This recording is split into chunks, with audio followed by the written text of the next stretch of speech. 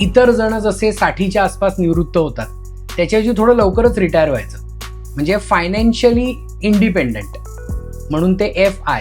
Okay. आणि retire early म्हणून RE असा तो फायर हा कॉन्सेप्ट आहे. रिटायरमेंट प्लॅनिंग आणि रिटायरमेंटचं फायनान्शियल प्लॅनिंग ह्या गोष्टी खूप गांभीर्याने आत्ता विचारात घ्यायला हव्यात. पण रिटायरमेंटचं नक्की वय किती असलं पाहिजे, कसं प्लॅनिंग केलं पाहिजे? जीवन विमा आणि आरोग्य विमा हे दोन्ही पूर्वी लोक स्वतः पॉलिसीचे पैसे देऊन विकत घ्यायचे. आता लोक म्हणतात नाही नाही माझ्या कंपनीकडून मला ती फॅसिलिटी आहे. तर ती कंपनीची फॅसिलिटी किती वर्षापर्यंत पुरणार आहे? निवांत निवृत्तीचं आयुष्य जगावं, पण या SIP वर आपण अवलंबून राहू शकतो. पूर्वीच्या काळी एक वाक्य असायचं की अमुक अमुक व्यक्ती हा ग्रॅज्युएट झाला आणि अमक्या ऑफिसमध्ये चिकटला आणि मग तो थेट रिटायर झाल्यानंतरच बाहेर पडला.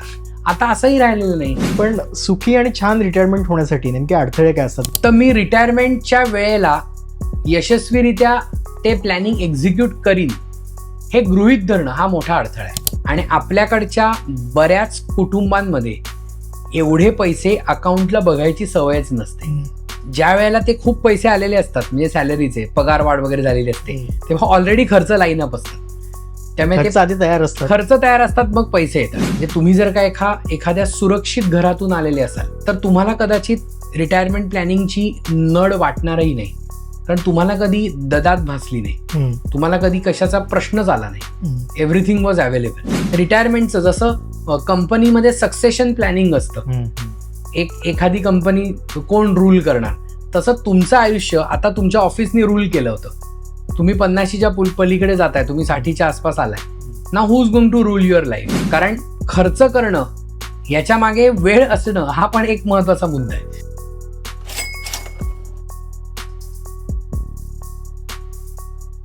नमस्कार, लोकसत्ताच्या अर्थगप्पा या नव्या कोऱ्या पॉडकास्टमध्ये मी तुमचं सगळ्यांचं स्वागत करतो.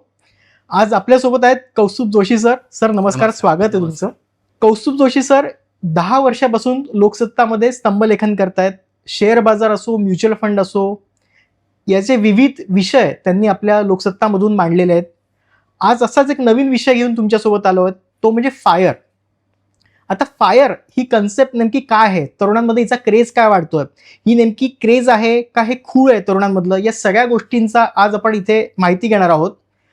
एकूणच पगारवाढ, व्यवसाय, नोकरी या सगळ्या गोष्टींची आपण चर्चा करत असतो. गुंतवणूक हा एक विषय असतो, त्याबाबतही आपण एक नियोजन करत असतो. पण आर्थिक नियोजनानंतर जे असतं निवृत्तीचं प्लॅनिंग ते कसं करतो, तर आज ते आपण सरांकडनं जाणून घेऊया. सर, सगळ्यात पहिला प्रश्न असा आहे की ही फायर ही नेमकी कन्सेप्ट काय आहे? फायर ही कॉन्सेप्ट आपल्याकडे आता मागच्या 4-5 वर्षापासून, विशेषतः कोविड नंतरच्या काळामध्ये जसजसं सोशल मीडिया अधिकाधिक प्रबळ व्हायला लागला किंवा त्याचा वापर आपण खूप करायला लागलो, तसं परदेशातल्या किंवा आपण वेस्टर्न फायनान्शियल कॉन्सेप्ट्स आपल्याकडे बऱ्याच यायला लागल्या. तर त्याच्यातली एक फायर नावाची संज्ञा आहे. फायर म्हणजे याचा आगीशी काही संबंध नाही. तर आपल्याकडे साधारणपणे आता तू जसं म्हणालास की वेगवेगळे पर्सनल फायनान्सचे विषय आहेत, तर गुंतवणूक कशी करायची, कुठे करायची, त्या बरोबरीने एक महत्त्वाचा विषय की रिटायरमेंट प्लॅनिंग कसं करायचं. तर ही फायर ही कॉन्सेप्ट अशी आहे की फार वर्ष कामच करायचं नाही, म्हणजे लवकर पैसे साठवायचे आणि आपण वयाच्या थोड्या इतर जण जसे 60च्या आसपास निवृत्त होतात त्याच्याऐवजी थोडं लवकरच रिटायर व्हायचं, म्हणजे फायनान्शियली इंडिपेंडंट म्हणून ते FI. ओके. आणि रिटायर अर्ली म्हणून RE असा तो फायर हा कॉन्सेप्ट आहे. आता तो कुणी शोधला आणि का शोधला त्याच्यात आपण खोलात जायला नको, पण ह्या फायरमुळे लोकांना असं वाटायला लागलंय की रिटायरमेंट हा खूप अगदी सहज, म्हणजे आता नोकरीला लागल्या लोकांचे रिटायरमेंट प्लॅनिंग चालू होतात. रिटायरमेंट प्लॅनिंग म्हणजे रिटायरमेंटचे फायनान्शियल प्लॅनिंग नाही चालू होत, रिटायर व्हायचं प्लॅन चालू होतं. कारण त्यांना असं वाटायला लागलं की आता पटापटच सगळं होणार आहे. म्हणजे आणि मला ह्याच्यात एक गमतीशीर गोष्ट अशी वाटते की पूर्वी लोक मी अमुक एक वर्ष काम केल्याशिवाय निवृत्त होतच नाही अशा पद्धतीने एक काम करायचे. आता लोकांना कामाचा ताण जास्त झालाय असं आपण म्हणूया, कामाचं स्वरूप खूप बदललंय, कामाच्या निमित्ताने तुम्हाला नवनवीन गोष्टी सतत शिकाव्या लागतायत म्हणा किंवा काही कारणं असतील, पण लोकांचं असं म्हणणं आहे की आता 30 वर्ष काम नाही करायचंय, मग रिटायर व्हायचं म्हणजे काय करायचं, म्हणून फायनान्शियली इंडिपेंडंट व्हायचंय. आणि मग फायनान्शियली इंडिपेंडंट झालो की अर्ली रिटायरमेंट घ्यायचे. हे ते बेसिकली फायरचं गणित आहे. पण रिटायरमेंटचं नक्की वय किती असलं पाहिजे, कसं प्लॅनिंग केलं पाहिजे? रिटायरमेंटचं वय किती असलं पाहिजे हा दोन पातळ्यांवर मुद्दा येतो. एक म्हणजे आता सरकारी पातळीवर जर विचार केला तर 60चं वय हे रिटायरमेंटचं असतं. आता ज्यांनी कुणी हे 60चं वय रिटायरमेंटचं ठरवलं असेल त्यांनी 2 गोष्टी लक्षात घेतल्या की माणसाची एक शारीरिक क्षमता असते, मानसिक क्षमता असते आणि त्याचबरोबर एक त्याला किती वर्ष काम केल्यानंतर आता वाटू शकतं की आता थांबावं. तर त्या अनुषंगाने एक 50 नंतर म्हणून तो 60 पर्यंतचा एक मुद्दा वयाचा असावा. आणि दुसरं, आताच्या कॉर्पोरेट जगतात अशी परिस्थिती आहे की मी 60 वर्षापर्यंत काम करायला तयार आहे, पण मला 60 वर्षापर्यंत काम मिळेल का? बरोबर. आणि म्हणून मला असं एक वाटतं की मी योग्य वेळीच रिटायरमेंट झालं पाहिजे माझं, कारण नंतर मग मला इच्छा नसताना काम करावं लागेल किंवा मग मला माझ्याकडून खूप काम करून घेतलं तरी माझी एफिशियन्सी नसेल. म्हणजे ह्याला थोडे आर्थिक जसे पदर आहेत तसे काही सामाजिक पदर आहेत की आपलं नोकरीला लागून म्हणजे नोकरी करायला सुरुवात करून पैसे कमवायला सुरुवात करून लग्न, मग पुढे कुटुंब वाढणं वगैरे ह्या सगळ्याचं जे वय होतं ते वय पण आता हळूहळू थोडं वरच्या दिशेने झुकायला लागलंय. म्हणजे जसं स्वातंत्र्य मिळालं त्यावेळेला आपला जसा लाईफ एक्सपेक्टन्सी म्हणजे आपण किती वर्ष जगू ह्याला आपण आयुर्मान म्हणतो, तेच खूप कमी होतं आपलं. आणि म्हणजे पूर्वी जसं म्हणायचं की काय धडधाकट होती माणसं, तर हे अगदी जनरलाइज विधान आहे. बरोबर. आयुर्मान कमी होतं, ते आयुर्मान आपलं खूप वाढलंय, पण तेवढ्या प्रमाणावर आपल्या सेटल होण्याची जी वर्ष जी असायची, मग काय 22-23व्या वर्षी सेटल झालो, ग्रॅज्युएशन पोस्ट ग्रॅज्युएशन, मग काय फार फार तर एखाद वर्ष, तर असं नाही. आता लोकांची शिक्षणच 30 पर्यंत चालू आहेत. हेच अर्थात प्रत्येकाला एक काही 30 वर्ष लागू होत नाहीत. म्हणून हा रिटायरमेंटचा मुद्दा वयाच्या बाबतीत थोडा डायसी येतो. आणखी एक म्हणजे तुम्ही सेल्फ एम्प्लॉईड असाल, तुमचं प्रोफेशन आहात, तुम्ही डॉक्टर आहात, तुम्ही कन्सल्टन्सी तुमची आहे म्हटल्यानंतर तुमचं रिटायरमेंटचं एज तुम्हीच ठरवायचं असतं. बरोबर. पण तुम्ही समजा टेक्निकल क्षेत्रामध्ये आहात की तिथे तुमची फिजिकल एफिशियन्सी खूप मॅटर करते, तर तुम्हाला ती टिकवून किती वर्ष काम करू शकता हा त्यातला एक चॅलेंज असतो. त्यामुळे रिटायरमेंट हा आता जसा आपण हलक्यात घेतो तेवढ्या हलक्यात घ्यायचा विषय राहिलेला नाही. आणि इथेच रिटायरमेंट प्लॅनिंगचा फायनान्सचा ऍस्पेक्ट येतो की मग समजा एक आपण अकाली प्रौढत्व येतो जसं माणसाला म्हणतात, तसं अकाली रिटायरमेंट आलं तर मग काय करायचं? बरोबर. किंवा जसा फायरचा उल्लेख तू केलास, तर ज्या परदेशी लोकांकडून आपण ही टर्म घेतली तिकडे आता नवीन प्रकारे ले ऑफ्स. बरोबर. तर तो ले ऑफ मिळालेला पुन्हा नोकरी मिळते किंवा त्याचं वय उलटून गेलेलं असतं. So it's very tough. त्यामुळे रिटायरमेंट प्लॅनिंग आणि रिटायरमेंटचं फायनान्शियल प्लॅनिंग ह्या गोष्टी खूप गांभीर्याने आत्ता विचारात घ्यायला हव्यात. सर, फायनान्शियल प्लॅनिंग आपण जेव्हा म्हणतो तेव्हा SIP ला सगळ्यात जास्त फोकस केला जातो. होय. की SIP करायची, पैसे जमवायचे आणि SWP करून निवांत निवृत्तीचं आयुष्य जगावं. पण या SIP वर आपण अवलंबून राहू शकतो? SIP हा तुमचा कॉर्पस बिल्ड करण्याचा मार्ग आहे. म्हणजे उदाहरणार्थ आपण 30 वर्षाचा एक तरुण मुलगा घेऊ की त्याचं नुकतंच सगळं छान आयुष्य सुरू झालंय आणि तो दर महिन्याला एक ठराविक रक्कम SIP मध्ये पार्क करतो आणि ते सगळे कॅल्क्युलेटर्स ऑनलाईन अवेलेबल असतात की मी एवढ्या रुपयाची SIP केली तर ते काय अजून 20 वर्षानंतर त्याचा एवढा कॉर्पस येईल वगैरे. आणि लेट्स अज्युम की त्याने स्टेपअप SIP पण केलेली आहे. आता आपण स्टेपअप SIP आवर्जून सांगतो की तुमचं इन्कम थोडं वाढलं असेल तर तुमचे इन्व्हेस्टमेंट्स पण वाढल्या पाहिजेत. हेही त्यांनी छान केलं. पण त्याबरोबर येणारे जे रिस्क फॅक्टर्स आहेत त्याची तरतूद काय आहे? म्हणजे उदाहरणार्थ कॉर्पोरेट कंपन्यांमध्ये मेडिकल इन्शुरन्स किंवा ज्याला आपण मेडिक्लेम म्हणतो त्याच्या फॅसिलिटीज या तुमच्या पॅकेजचा भाग असतात. म्हणून बऱ्याचदा मी बघितलेलं आहे की लोकांचे वैयक्तिक इन्शुरन्स आणि मेडिक्लेम दोन्ही म्हणजे जीवन विमा आणि आरोग्य विमा हे दोन्ही पूर्वी लोक स्वतः पॉलिसीचे पैसे देऊन विकत घ्यायचे. आता लोक म्हणतात नाही नाही माझ्या कंपनीकडून मला ती फॅसिलिटी आहे. तर ती कंपनीची फॅसिलिटी किती वर्षापर्यंत पुरणार आहे? आणि तुम्ही जो SWPचा कॉर्पस तू जो म्हणालास तो कॉर्पस कशासाठी?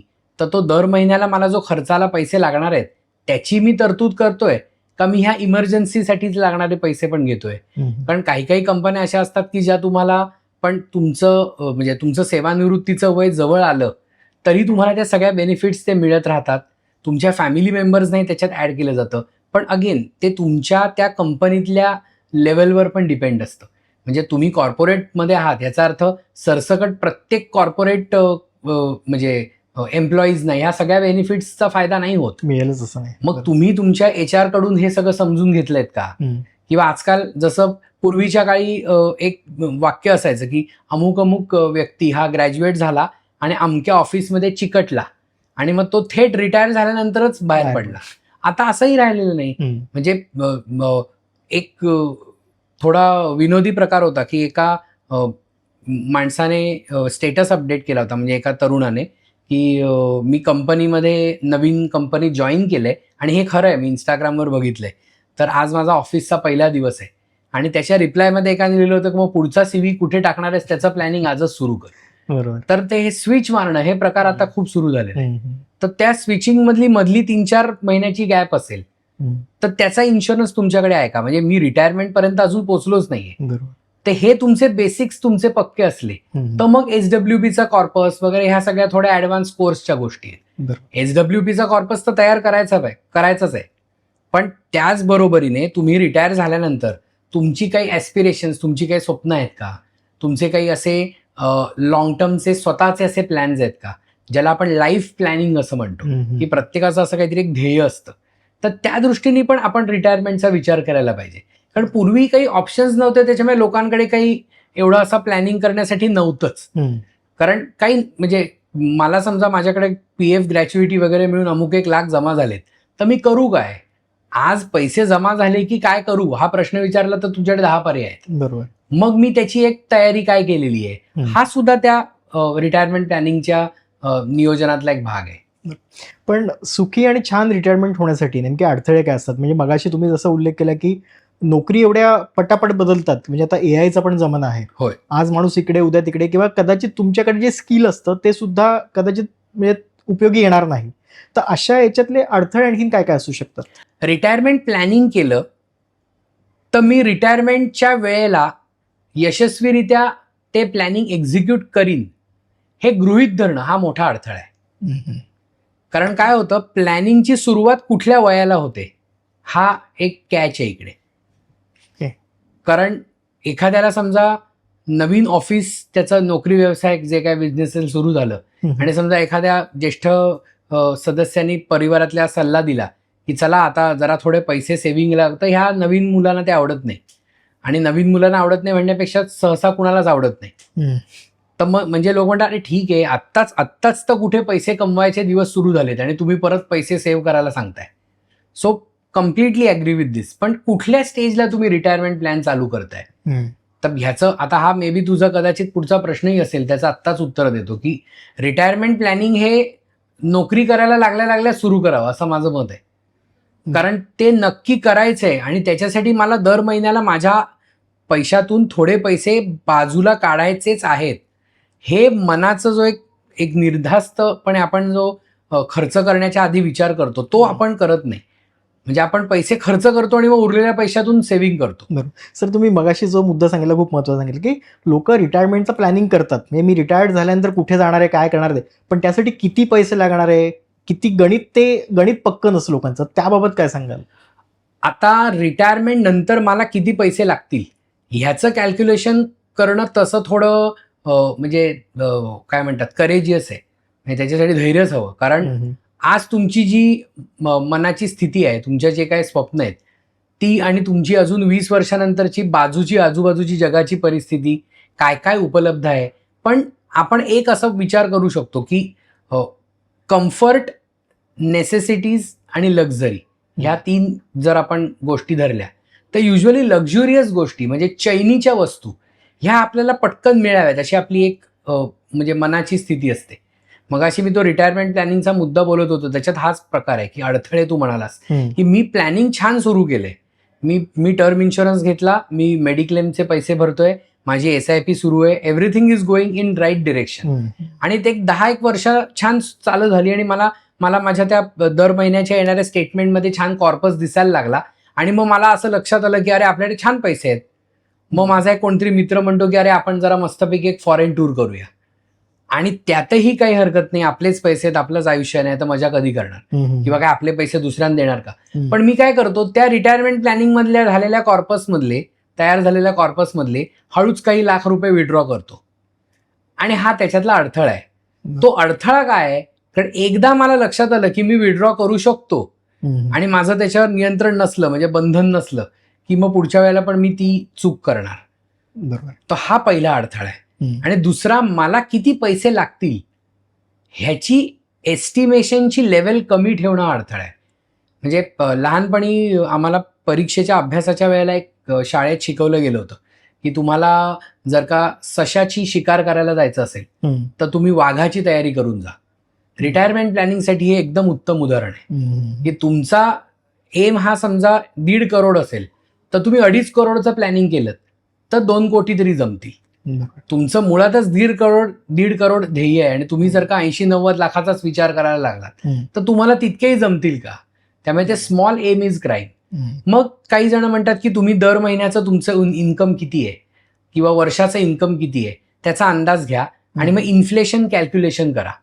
तर त्यांनी एक आपल्याला रिझनेबल अंदाज देता येऊ शकतो की तुमचं वार्षिक उत्पन्न किती किंवा वार्षिक खर्च किती. उत्पन्नापेक्षा आपण खर्च धरूया, तर त्या खर्चाला आपण एक 7 ते 8% इन्फ्लेशन रेट लावला. हा खूप जास्त इन्फ्लेशन रेट आहे मला माहिती आहे, पण तरी सुद्धा, तर पुढच्या 20 वर्षांनी मला किती रुपये लागतील, यांनी तुमचा कॉर्पस किती आहे हे तुम्हाला कळतं. मग तो कॉर्पस जमा होण्यासाठी तुम्हाला दर महिन्याला किती पैसे गुंतवावे लागतील हे उलटं गणित करावं लागतं. बऱ्याचदा गाडी कुठे अडते की एखाद्या फायनान्शियल ॲडवायझरने तुला एवढे पैसे कॉर्पस म्हणून जमा करायचे आहेत असं सांगितल्यानंतर ती रक्कम बघूनच लोकांचा बुरुज ढासळतो की बाबा हे कसं शक्य आहे. बरोबर. त्यामुळे तो कॉर्पस मला कळला, ओके फाईन, आत्ता होत नाही का, पण सुरू तर करू. सुरुवातच होत नाही. एक्झॅक्टली. पैसे आले की गुंतवणूक करतो, हा एक मोठा अडथळा आहे. गुंतवणूक करत राहायची, पैसे येतच राहतात. हा अप्रोच यंग जनरेशन मध्ये आला पाहिजे. आणि तो जुन्या काळी लोकांमध्ये होता, आज नाही. असं लगेच मी आताच्या लोकांना ब्लेम करायचं, म्हणजे आपण काय जुन्या पिढीतले नाही आणि आपण काय नवीन पिढीतले नाही, आपण ऍक्च्युली ह्या ट्रान्झिशनच्या पिढीमधले आहोत.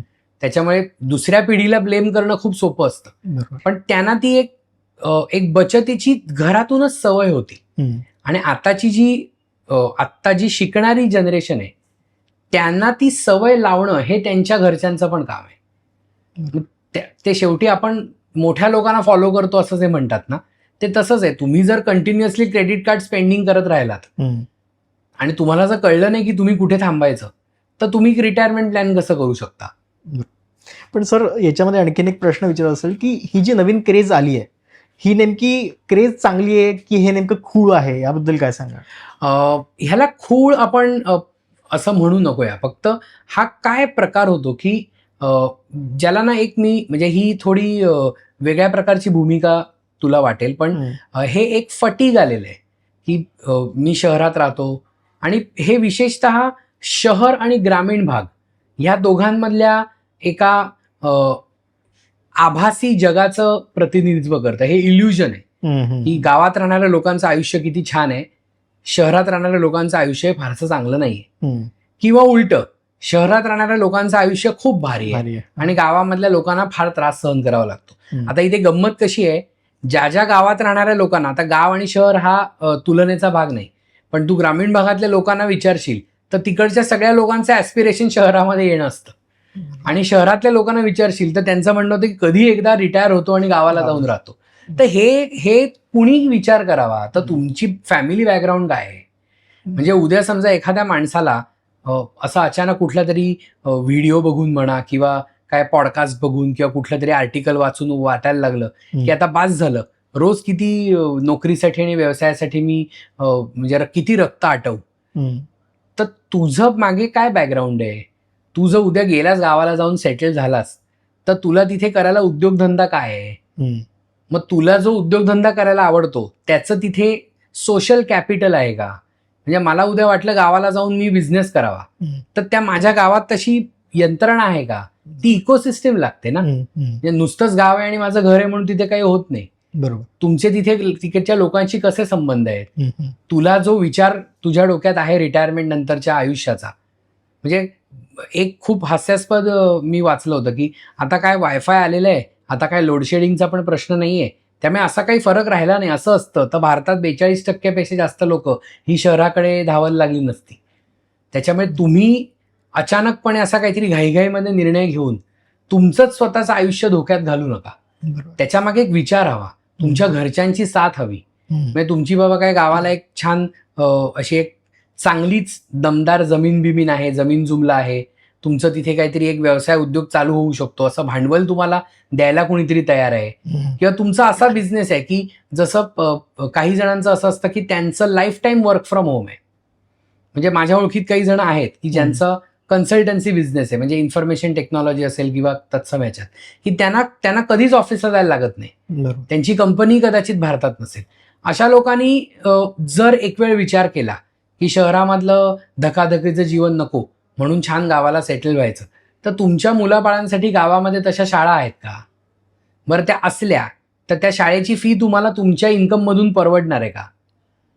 आणि हे सगळं करून तुम्हाला 50व्या वर्षीच्या आत रिटायर पण व्हायचंय आणि तुम्हाला पुढची 30 वर्ष जिवंत राहिलो म्हणजे राहूच तर जेवढे पैसे लागतील तेवढा कॉर्पसही जमवायचा आहे. हे ही खूपच कठीण प्रश्नपत्रिका आमच्या समोर येऊन ठेवलेली आहे. म्हणजे सर बऱ्याचदा सांगितलं की 25 पट हा कॉर्पस जमला पाहिजे. 25 पटीचा नियम सांगितला हा, तो नेमका काय आहे?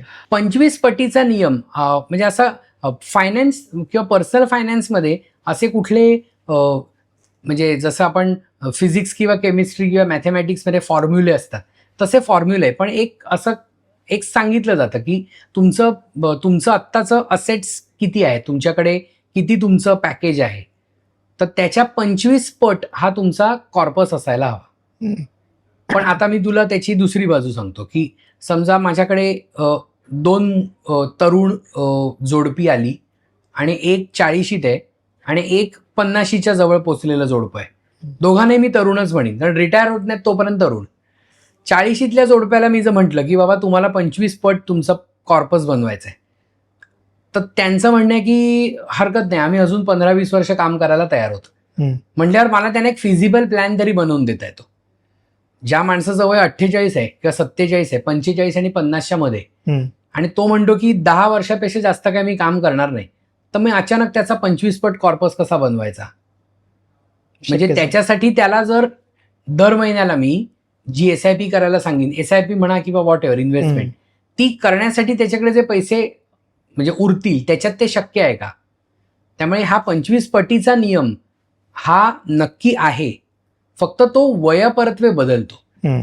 काही जणांना तर आपल्याकडे 50शी उलटेपर्यंत रिटायरमेंट प्लॅनिंग करायचं असतं ह्याची जाणीवही झालेली नसते. मग कदाचित कुटुंबात कुणाची तरी आजारपणं येतात किंवा कोणीतरी असे आपल्याकडे आपल्याच म्हणजे ब्लेम गेम नाही खेळते, पण आपल्याला कुठला तरी एक धडा मिळाल्याशिवाय नाही सुधारायचा, असं एक थोडं आपल्याकडे त्याची गंमत आहे की कुणाला तरी झटका बसला की मग लोक सुधारतात. मग कुठला तरी एक ऑफिसमधलाच असतो किंवा कुठल्या तरी नातेवाईकाच्या बाबतीत असं काहीतरी घडतं किंवा आपल्याच घरात एखादा आजारपण येतं आणि मग आपल्याला विचार आपल्या मनात येतो, अरे बापरे, आत्ता तर माझ्याकडे आहेत पैसे, पण व्हॉट इफ 15 वर्षानंतर असं काही झालं तर? आणि मग माणूस लगेच म्हणतो नाही आता मला फायनान्शियल प्लॅनिंग केलं पाहिजे. आणि मग ते त्या फायनान्शियल ॲडवायझर्सकडे जातात आणि मग त्यांना असं वाटतं की फायनान्शियल ॲडवायझर म्हणजे जादूगारच आहे. तर तसं नाही आहे. फायनान्शियल मॅनेजमेंट आणि पर्सनल फायनान्स आणि रिटायरमेंट प्लॅनिंग ही जादू नाही आहे. हे एक छान म्हणजे एक उत्तम जसं घर बांधतात, एक स्वप्न असतं आणि ते एक वीट रचून जसं साकारलं जातं तसं तुमचं रिटायरमेंट नंतरचं आयुष्य आहे.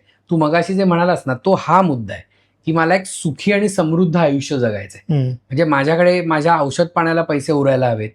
बरं, ते औषध पाण्याला पैसे उरायला नकोत अशा प्रकारचं चांगलं लाईफस्टाईल हे रिटायरमेंट प्लॅनिंगचा भाग आहे. बरोबर. कारण आता म्हणजे आपण फायनान्शियल विश्वातल्या बातम्या बघतो तर फार्मा कंपन्यांचे बिझनेस कायम तेजीत आहेत.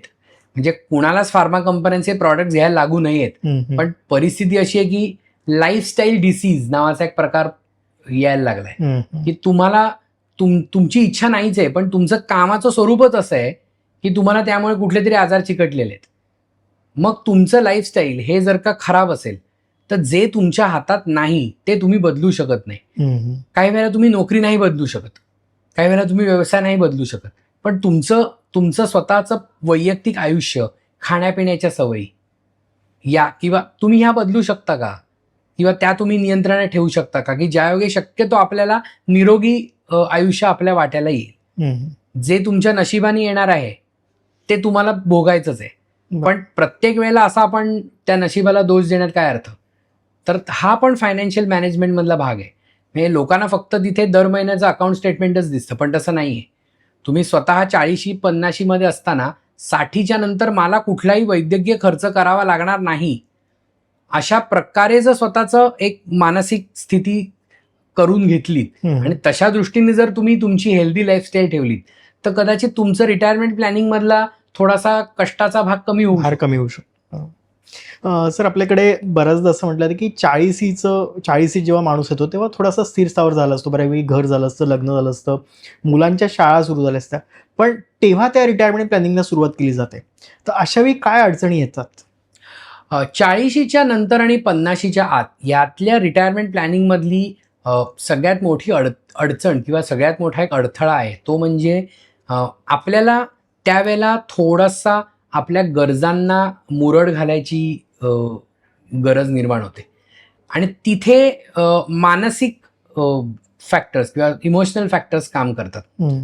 कारण ऑलरेडी 40 पर्यंत ज्या लोकांनी एक एक वीट मगाशी म्हटलं तसं रचून संसार उभा केलेला असतो आणि त्यांना आता कुठे पैसे दिसायला लागलेले असतात आणि आता मग ते पैसे जे आहेत तेही पैसे तुम्ही त्यांना सेव्ह करायला सांगताय. मग आत्ता मी नाही तर मी अजून किती वर्षानंतर खर्च करू, हाही एक विचार येतो. मग त्याच्यात मुद्दा असा आहे की तुम्हाला कुठेतरी प्रायोरिटायझेशन करावं लागतं की हे मला आत्ता परवडत असलं तरी मी आत्ता ह्यावर थोडे पैसे कमी खर्च करीन, कारण माझी पुढे सोय लागलेली नाही. आणि हे का होत नाही ह्याचं कारण मला दिसतं की हा फॅमिली डिसिजन नसतो. आपल्याकडे रिटायरमेंट प्लॅनिंग विषयी कौटुंबिक पातळीवर चर्चा कमी होत असेल, पण त्याचं प्रमाण खूप कमी आहे. रिटायरमेंट प्लॅनिंग बऱ्याचदा असं होतं की त्याच्यात अजून एक दुसरी कॅटेगरी आहे की दोघेही कमावणारे असतात, नवरा बायको, आणि छान पैसे कमवत असतात आणि दोघांचे फायनान्शियल प्लॅनिंग आपापलं असतं. म्हणजे हा एक अजून नवा प्रकार आहे आपल्याकडे. म्हणजे बरं, आगामी जी जेनझी मंडळी आता येतील त्यांची अजूनच वेगळी तऱ्हा असेल, ती त्यांची पद्धत आहे. चूक का बरोबर आपण त्यांना स्टॅम्प लावण्यात काही अर्थ नाही. मग त्यांचं म्हणणं की नाही, आम्ही आमचं प्लॅनिंग करतो, म्हणजे अर्धे खर्च हा मॅनेज करेल, अर्ध खर्च ही मॅनेज करेल, किंवा आम्ही दोघंही आमचे पैसे साठवतो. तर त्या दोघांची वैयक्तिक गोल्स आणि त्या कुटुंबाची एक गोल सेटिंग हे एका लेवलला झालं का? बरं, त्याच्या आधीच्या पिढीच्या काही ऍस्पिरेशन्स असतात. आपण वागतोय परदेशातल्या लोकांसारखे पण आहोत भारतीय, त्यामुळे आपण अजून आपली कुटुंब व्यवस्था ढासळलेली नाहीये. त्यामुळे आपल्या घरच्यांच्याही आपल्याकडून काही अपेक्षा असतात. मग ह्या सगळ्यांमध्ये तो माणूस कुठेतरी मग तो सेट ऑफ करतो की नको, हे नको, आणि बऱ्याचदा तो कात्री लावतो त्या फायनान्शियल मॅनेजमेंटच्या गोष्टीला. तो तिथे मुरड घालतो की ठीक आहे, चल एवढे पैसे मिळालेत ना, एवढे पैसे मी आतापर्यंत कमवलेत ना, मग जर आपण पॉज घेऊया. And there is the main catch की तिथे तुम्ही अडता. त्यामुळे तिथे तुम्हाला शक्य झालं तर ऍटलिस्ट तुम्ही एक अशी व्यवस्था ठेवायला पाहिजे की हे पैसे लॉक होणार, बरोबर, की ते वापरताच येणार नाहीत. म्हणजे अशी कुठली व्यवस्था नाहीये, मला माहितीये. शेवटी आपले पैसे त्यामुळे आपण वापरू शकतो, पण हे पैसे मला वापरायचे नाहीयेत आणि हे पैसे मला माझ्या रिटायरमेंटसाठी ठेवायचेत. पण हा निर्णय पूर्णपणे वैयक्तिक आहे. गंभीर आजाराची परिस्थिती आली किंवा काही संकटच कोसळलं तर बऱ्याचदा अशा पैशांना हात लावला जातो आणि ते अजिबात चूक नाही, कारण शेवटी तो पैसा कुणासाठी आहे, तर आपल्या प्रियजनांसाठी आहे. सर, याच्यावरतीच प्रश्न विचारायचा होता की तुम्ही सांगितल्याप्रमाणे सगळं प्लॅनिंग व्यवस्थित केलं, SIP केली, सोनं चांदी पण जमवलं, नवीन त्याचे फंड्स पण आलेत, रिटायरमेंटसाठीचे वेगळे फंड्स आहेत ते पण केले आणि प्लॅनिंग व्यवस्थित केलं. पण असं होऊ शकतं का की एवढं सगळं रिटायरमेंट प्लॅनिंग व्यवस्थित केलं आणि जेव्हा ऍक्च्युली रिटायर्ड होण्याची वेळ आली किंवा झाल्यानंतर ते सगळं सपशेल बुडाल, असं काही होतं किंवा घडू शकतं असं काही? म्हणजे पैसे बुडाले असं म्हणतोस तू? बुडाले म्हणजे की किंवा कदाचित त्याचा पुरले योग्य लाभ नाही झाला किंवा नाही. योग्य लाभ बरं, झाला बरं. नाही पैसे किंवा ते कमी पडले असं आपण म्हणतो. पैसे कमी पडले हे तर नक्कीच होऊ शकतं. ते होतच प्रत्येक. आणि कारण ती मानवी मनाची थोडी स्थिती आहे की म्हणजे असा कोण असेल व्यक्ती की ज्याचं असं म्हणणं आहे की अरे फार पैसे झालेत माझ्याकडे, तर तो संत पदाला पोहोचलेला आहे. त्यामुळे आपण हे जे सगळं पॉडकास्ट करतोय ते सर्वसामान्य माणसांसाठी करतोय. त्यामुळे ती एक हाव म्हणण्यापेक्षा ती एक आपल्याला मनीषा आपल्याला असणारच आपल्या मनात की मला समजा माझा भारत फिरून झाला असेल तर मला परदेशात जायची इच्छा असते. ज्याला परदेशात जाऊन आलेला असेल त्याला अजून काही करायची इच्छा असते. माझ्याकडे एक घर असतं, मला एक रिटायरमेंट नंतर एक काय सेकंड होम लागतं. पण मुद्दा आहे की ते रिटायरमेंट नंतरचे जे पैसे आहेत ते तुम्ही कसे खर्च करता. आणि तिथे ना बिहेवियरल पॅटर्न असतात. त्यातला एक पॅटर्न तुला सांगतो की रिटायर झाल्यानंतर आपल्याकडे अचानक खूप पैसे येतात आणि आपल्याकडच्या बऱ्याच कुटुंबांमध्ये एवढे पैसे अकाउंटला बघायची सवयच नसते. ज्या वेळेला ते खूप पैसे आलेले असतात म्हणजे सॅलरीचे पगारवाढ वगैरे झालेली असते तेव्हा ऑलरेडी खर्च लाईनअप असतात. त्यामुळे ते आधी तयार असतात, खर्च तयार असतात, मग पैसे येतात. करेक्ट. त्याच्यामुळे ते होऊन जातं. पण इथे कसं होतं, तुझं PF येतो, प्रॉव्हिडंट फंड येतो, मग तुझं काय लिव्ह एनकॅशमेंट येतं, मग काय ग्रॅच्युइटी येतं आणि हे सगळं जमल्यावर एक छान तुला एक गुटगुटीत रक्कम तुझ्या हातात येते. आणि त्याचा एक इफेक्ट मी झालेला बघितलाय की लोक वाटेल तिथे पैसे खर्च करतात. म्हणजे ते जे पैसे खर्च करतात त्यावेळेला ते खूप खुश असतात. कारण आपण हा मुद्दा लक्षात घेत नाही की पैसा खर्च करणं ह्यानी माणसाला खूप आनंद मिळतो. पैसा खर्च करून ते खिशात कमी उरले की आपल्याला खूप वाईट वाटतं.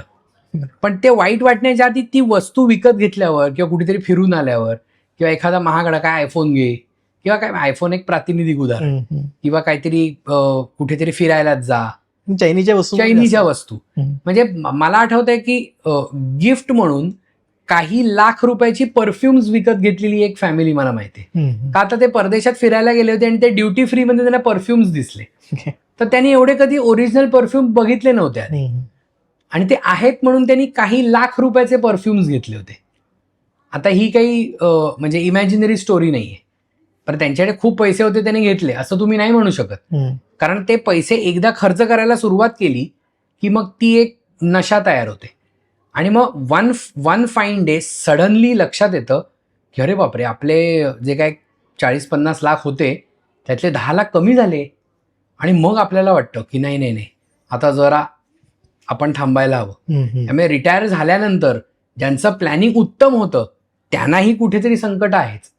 बरं, तुमच्या पैशावर म्हणजे डोळा असतो हा मी जाणीवपूर्वक शब्द वापरतोय. ह्याचं कारण तुमच्याकडे पैसे येणार आहेत हे लोकांना कळलं की लोक तुमच्याकडे पैसे मागतात. त्यामुळे तुम्ही त्यांना नाही म्हणू शकता का.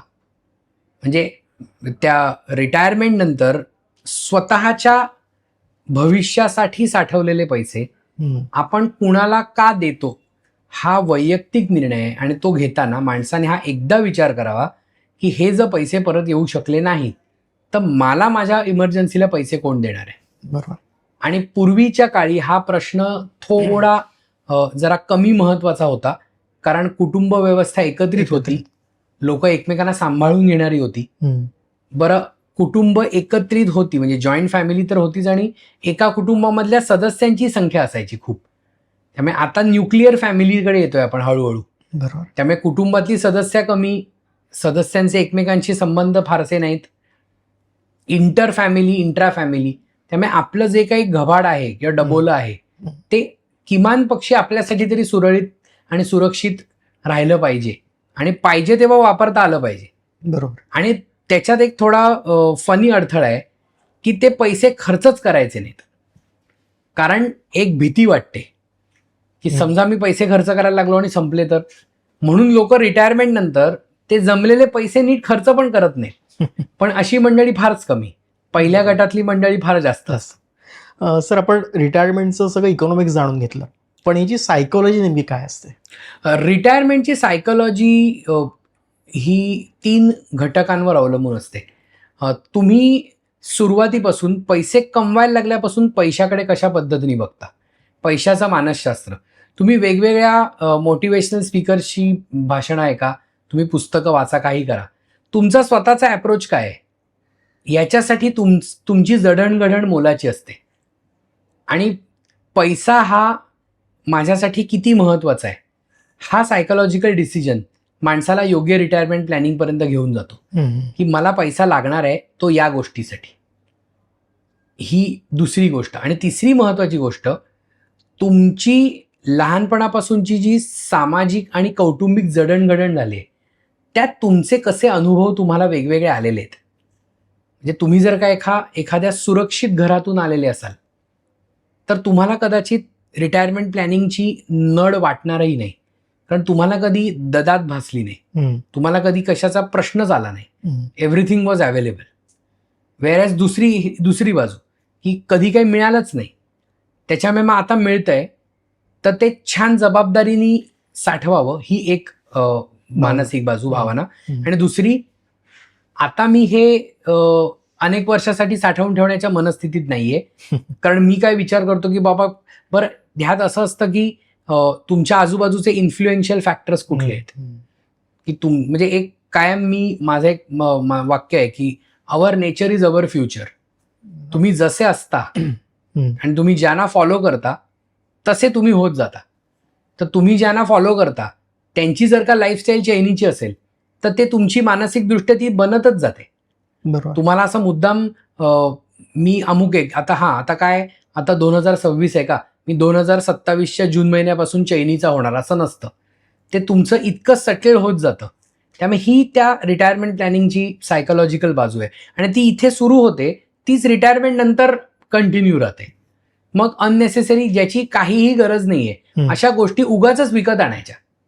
अनावश्यक का तर पैसे अनावश्यक पण नाही, त्या का आणतो हेही माहित नाही. म्हणजे अनेक इन्स्ट्रुमेंट्स, अनेक इलेक्ट्रॉनिक्स गॅजेट्स ही फक्त गंमत वाटली म्हणून विकत आणायची, का आता हाताशी पैसे आहेत. मग जेव्हा मला खरंच पैसे लागतात तेव्हा मी जे खर्च केलेले ते मला काय परत मिळत नाही.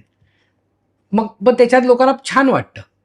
तीही त्याची सायकोलॉजिकल बाजू आहे. आणि ही बाजू तुमची एकदा मजबूत झाली तर मग कुठल्याही फायनान्शियल मॅनेजमेंट करणाऱ्या तुमच्या ॲडवायझरने तुम्हाला जे काही कोष्टक दिलेलं असेल ते तुम्ही नीट फॉलो करू शकाल.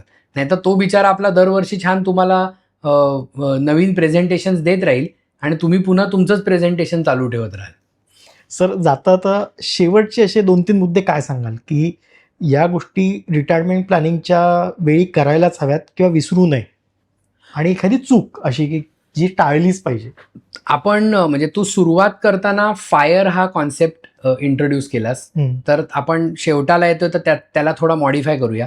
Financial independence, retirement, early retirement असं ते आहे सगळं. तर आपण म्हणू early financial management and safe retirement.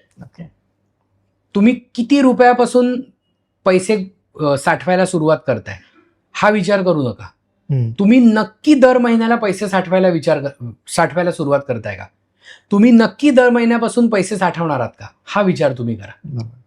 म्हणजे बऱ्याचदा असं होतं की मी 15, 20, 30 हजार रुपये दर महिन्याला साठवू शकत नाही, मग काय बरं करू? याच्यावरचं उत्तर आहे की तू किती रुपये साठवू शकतोस. तर ह्याचं उत्तर आलं की मी 5,000 साठवू शकतो. तरी तुम्ही फक्त एक साधं गणित मांडा की 5,000 रुपये मी 25 वर्ष जर एका चांगल्या डायव्हर्सिफाईड म्युच्युअल फंडमध्ये गुंतवले आणि त्याला समजा एक 10-11% CAGR मिळाला तर माझा किती फंड बनतो? मग तो तुम्हाला फक्त एका डिसिजनमुळे बनवला जातो तो फंड, कारण तुम्ही 15,000 नाही तर 5,000 सही म्हणून तुम्ही 5,000मध्ये एंट्री घेतली. आणि जसजशी रिटायरमेंट जवळ येते तसतसा त्याचा आढावा घ्या की माझ्या गरजा काय आहेत, तुमच्या मुलांच्या शिक्षणाची गरज, त्याची परिस्थिती काय आहे, कारण ते कुठे शिकायचं आहे, कुठला कोर्स करायचा आहे. आपण सतत कम्युनिकेटिव्ह राहिलं पाहिजे. आणि महत्वाचं, तुमच्या रिटायरमेंट प्लॅनिंग मधला एक हिस्सा हा तुमच्या हॉबीज किंवा छंदासाठी असायला हवा. हा विचार खूप महत्वाचा आहे.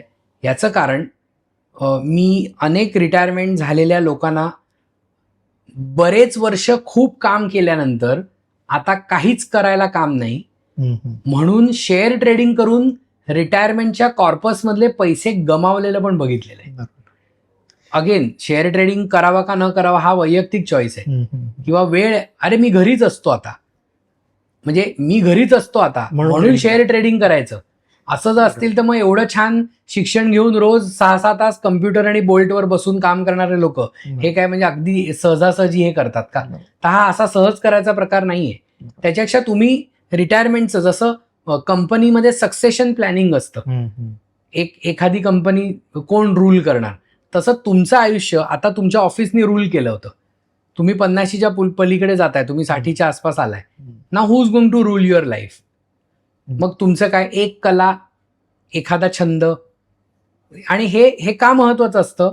कारण यामुळे तुम्ही कन्स्ट्रक्टिव्ह खर्च करता. कारण खर्च करणं याच्या मागे वेळ असणं हा पण एक महत्वाचा मुद्दा आहे. बऱ्याचदा असं होतं की रिटायरमेंटच्या वेळी पैसा पण आहे, होय, सगळ्या गोष्टी आहेत, सगळं व्यवस्थित चाललंय, पण वेळ कुठे घालू? बरोबर. आणि तो वेळ कुठे घालव, मग कोणतरी तुम्हाला भेटणारच आहेत. बरोबर. आणि तू जर नीट बघितलंस तर मागच्या काही वर्षामध्ये जे म्हणजे आर्थिक क्षेत्रातले जे फ्रॉड किंवा जे झालेत, स्कॅम्स म्हणू आपण त्याला, त्यामध्ये खूप ज्येष्ठ नागरिक लोकांचे पैसे गेले. सर मला वाटतं हा खूप महत्वाचा मुद्दा या सगळ्या याच्यातला. Yes, absolutely.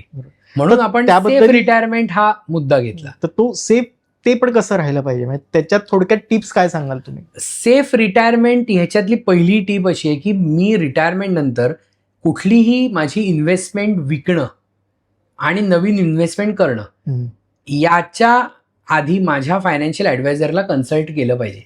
म्हणजे जसं डॉक्टर्स कायम सांगतात की, म्हणजे बऱ्याचदा म्हणजे एक असं म्हणतात की डॉक्टरचं वय लहान असतं आणि त्याचा पेशंट वयाने मोठा असतो, पण तो डॉक्टर म्हणतो की तुमचं वय जास्त आहे पण तुम्ही स्वतः मेडिकेशन करू नका, तो अधिकार माझा आहे. त्यामुळे तुम्हाला वयाने खूप मॅच्युरिटी आलेली आहे, दॅट डज नॉट मीन तुम्हाला त्याच्यातलं सगळं कळतं. बरोबर.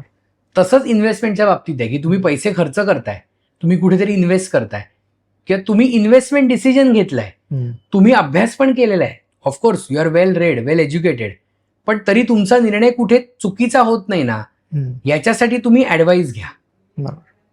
त्याची बरोबर दुसरी बाजू, हा मुद्दा खास अशा लोकांसाठी की ज्यांना स्वतःवर आणि स्वतःला सल्ले देणाऱ्या लोकांवर विश्वास नसतो, की ते अनेक लोकांकडे जाऊन सल्ले विचारतात आणि मग पुन्हा त्याच्यामध्ये चुकीचा निर्णय घेतला जातो, गोंधळ होतो. साधारणपणे 2 ते 3 फायनान्शियल ॲडवायझर्स तुम्ही बघितलेत तर त्यांचे जे रिटायरमेंट प्लॅन असतात ते एकाच अंगाने जाणारे असतात.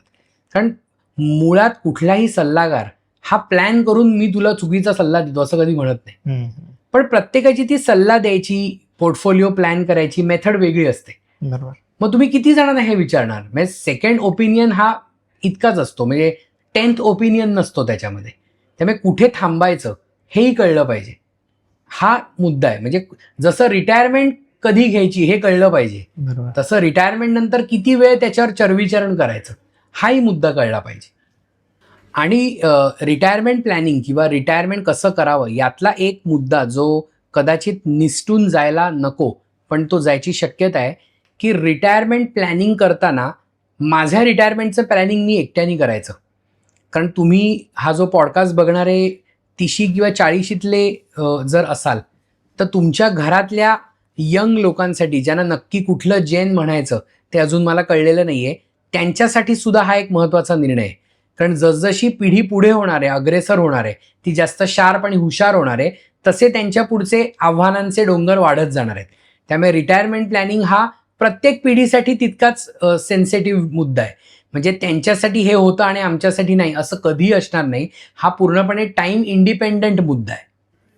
आजच्या सविस्तर चर्चेतनं आपल्याला एक गोष्ट लक्षात आलं असेल की रिटायरमेंट म्हणजे नोकरी संपणं हे इतकं नाही आहे, तर नवीन आर्थिकदृष्ट्या नवीन आयुष्याची सुरुवात असते. त्यामुळे ते अगदी योग्य पद्धतीने त्याचं नियोजन केलं पाहिजे. आणि आज सरांनी जी आपल्याला सविस्तर माहिती दिली आहे त्याच्याबद्दल सर तुमचे मनपूर्वक अभिनंदन. धन्यवाद. आणि मला वाटतं की प्रेक्षकांना नक्कीच यातनं काहीतरी नक्की माहिती नक्की मिळाली असेल. तर आपण लवकरच भेटूया नव्या विषयासह. नमस्कार.